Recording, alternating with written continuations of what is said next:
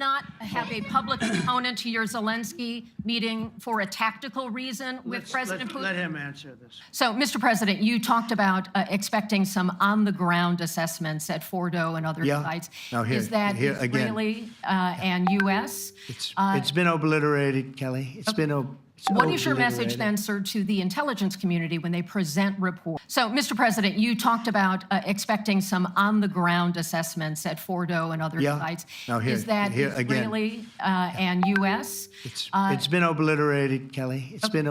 What is your message then, sir, to the intelligence community when they present reports? You're not disputing the DIA report. You're just They presented a report that wasn't finished. We're talking about something that took place 3 days ago. I understand that's the report was done 2 days ago. Wait a minute. Yes. They didn't see it. All they can do is take a guess. Now, if you take a look at the pictures, if you take a look how it's all blackened, you know the fire and brimstone is all underground because it's granite and it's all underground. You don't show it. But even there, with all of that being said, the whole area for 75 yards around the hole where it hit is black with fire.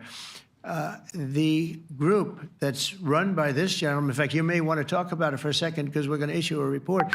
And I think it's not even a very exciting report at this point. It's been obliterated, totally obliterated. And they did a report, but it was like, if you look at the dates, it's just a few days after it happened. Sir. So they didn't see it. They said it may be very severe. Understood. Do you have a message for the intelligence community, though, in terms of unvarnished information getting to you, that it's not? I don't really have a message. I would say issue the report when you know what happened. I wouldn't say that it could be severe or maybe not. They use the word severe. It could be severe or maybe it's not. And so people like you picked up and said, oh, it's not severe. No, the report was not a complete report. Yeah, the message was probably wait till you know the answer before you. And sir, did you not have a public component to your Zelensky meeting for a tactical reason with President Putin? Let him answer this. Hello, Mr. Secretary. Yeah. There's a reason the president calls out fake news for what it is. These pilots, these refuelers, these fighters, these air defenders, the skill and the courage it took to go into enemy territory flying 36 hours on behalf of the American people and the world to take out a nuclear program is beyond what anyone in this audience can fathom.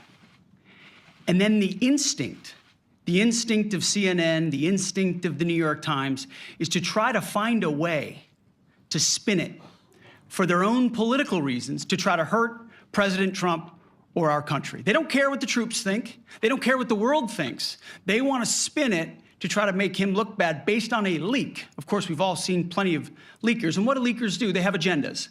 And what do? Do they share the whole information or just the part that they want to introduce? And when they introduce that preliminary, a preliminary report that's deemed to be a low assessment, you know what a low assessment means? Low confidence in the data in that report. And why is there low confidence? Because all of the evidence of what was just bombed by 12 30,000-pound bombs is buried under a mountain, devastated and obliterated. So if you want to make an assessment of what happened at Fordow, you better get a big shovel and go really deep because Iran's nuclear program is obliterated. And somebody somewhere is trying to leak something to say, oh, with low confidence, we think maybe it's moderate. Those that dropped the bombs precisely in the right place know exactly what happened when that exploded. And you know who else knows? Iran. That's why they came to the table right away, because their nuclear capabilities have been set back beyond what they thought were possible because of the courage of a commander-in-chief who led our troops, despite what the fake news wants to say. But you're not disputing the report said what it said, even though it was initial. The report said what it said, and it was fine. It was severe, they think, but they had no idea. They shouldn't have issued a report until they did. But we've gotten the information. I think Pete said it better than you can say it. And, you know, you should be proud, you, especially you, should be proud of those pilots, and you shouldn't be trying to demean them. No, those pilots flew at great risk, a big chance that they'd never come back home and see their husbands or their wives. Let me just tell you, you and NBC, fake news, which is one of the worst, and CNN, New York Times, are all bad. They're sick. There's something wrong with them. But do you know what? You should be praising those people instead of trying to find some. By trying to go and get me, you're hurting those people. They were devastated. You know, I got a call from Missouri, great state, that I won 3 times by a lot. And I got a call that the pilots and the people on the plane were devastated because they were trying to minimize the attack. And they all said it was hit.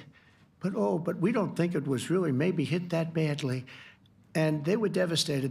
They put their lives on the line, and then they have, and I'm not referring to you, but real scum come out and write reports that are as negative as they could possibly be. It should be the opposite.